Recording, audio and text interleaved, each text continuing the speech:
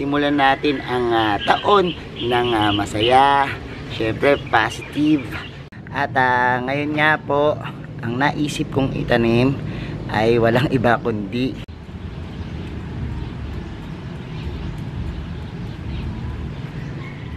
ninyo. Parang yan. Lagyan ko pa yan dati na kasi kinat ko lang to eh. Hello everyone! This is Sir Misunaw Mini Dino Park and Eco Garden and welcome back sa ating YouTube channel. And for today's video, Happy New Year nga po pala sa inyo, no? Dahil ngayon ay bagong taon, bagong buhay, ano? At sabi nga nila, simulan natin ang taon ng masaya, syempre positive, para tuloy-tuloy yan, ano? Buong taon. And ngayong araw nga na to, naisip nyo na ba, kayo ba, ano yung unang-unang halaman na itinanim nyo sa taong ito, 2025, ano? I-comment nyo dyan, ano, kung ano yung tinanim nyo. Kasi ngayong araw na ito yung unang araw na magtatanim ako sa taong 2025, ano? Ano kaya ang aking itatanim? Kasi sabi nila, parang sa buhay din yan, ano? Kailangan magtanim ka ng kabutihan para umani ka ng kabutihan, ano? At sa mga halaman naman, kailangan magtanim tayo ng isang uri ng halaman na mayroong simbolismo, no? Or mayroong mga benepisyo sa atin. Ano ba ang una nating itatanim ngayong taon na to? Malalaman nyo sa ating pubalik. Kaya ako ready na kayo, mga ka-MDP. Tutok lang po.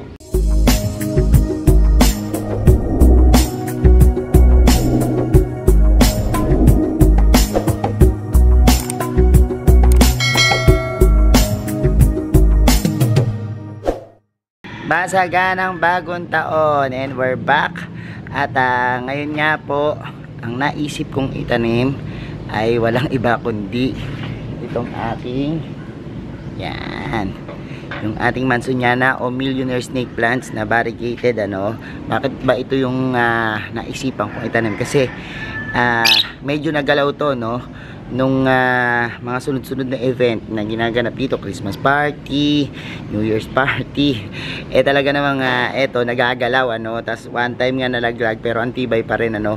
Nagulat ako. Bakit ba nagulat ako, no? Kasi merong nailagay tayo o nakita tayo dito na kakaiba sa halamang ito. Tara, pakita ko sa inyo ng malapitan dahil ito yung itatanim ko na unang-unang halaman sa taong ito.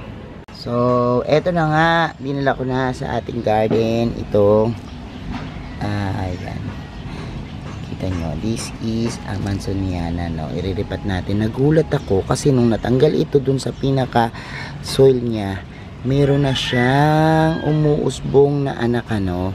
So, minsan, ito sobrang liit nito, no, nung nilagay ko yan, tas I decided na dun ilagay sa ating plant rack. Isang dahon lang, tapos ang liit, no. Pero habang tumatagal po, nagmamature yung kanyang pinaka roots, ano, at nakaka-develop ng malaking roots. Ang ganitong klase ng halaman tulad ng snake plants, minsan sinasabi natin bago magkasuloy kailangan sobrang mature yung plants o malaki na. Pero this one, nagulat ako, ang liit nung aking halaman na ito, no. Wala pa nga ata yung, tingnan nyo, mas malaki talaga yung kamay ko dyan. And nagulat ako kasi doon pala sa pwesto niya nag-mature na yung kanyang mga pinakaugat, ano. At ganyan po yung roots niya, parang bulb na malaki, no. Ayan, o, kita nyo. So, nagkaroon na siya ng suloy. Tapos itong isang dahon ay nagkaroon ng panibagong babies. Pero tuwan-tuwa ako sa variegations nito, no. Sobrang dilaw.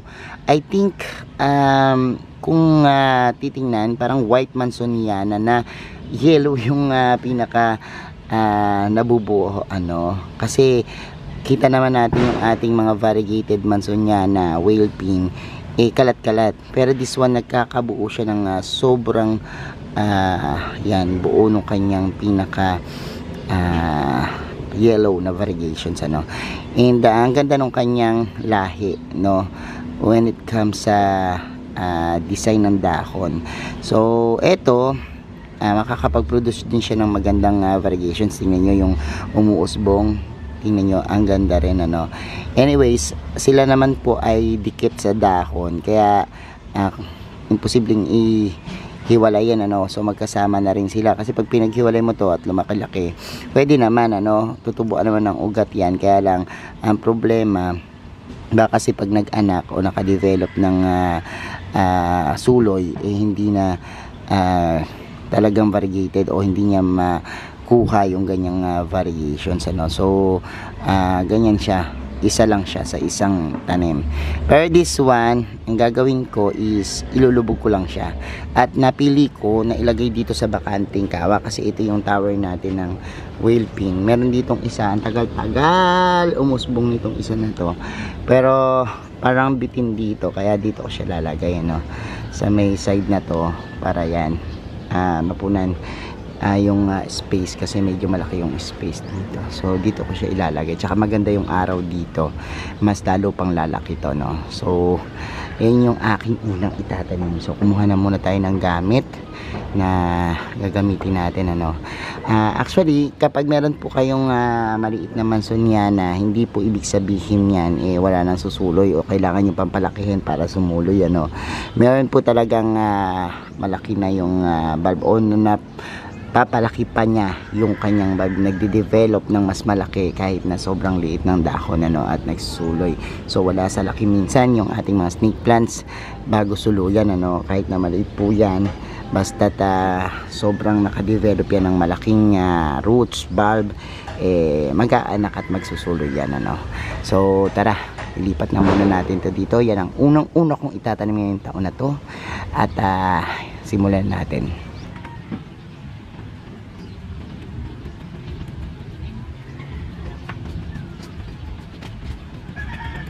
So eto na, simulan na natin, ano. Ito kasi meron pa ako ditong isang parang bulb, oh. Look, yan, oh. Tingnan nyo, parang yan, lagyan ko pa yan dati na, ano, kasi kinat ko lang to, eh. Anyways, tanggalin na natin yan, pero dito natin siya ilalagay. Parang di nagkakaroon ng development itong isa na to, ay bumuka. Unlike nitong isa na to, yan, pabuka na. Pero ang gagawin natin ngayon is dito natin itatanim, no? Para yan, para meron ditong sa portion na to, kasi sa totoo lang malaki na yung awang dito, eh. Nagbunot-bunot kasi dito si Hill before ng halaman, dahil ginawa niya is in-out niya na. So dito natin ilagay yan, o para lumabas yung kanyang suloy, ano. So parang palin siya parang palin niya, no, yung korte. Hayaan mo na, kasi ito naman meron ditong susuloy sa may pinakagilid, no. So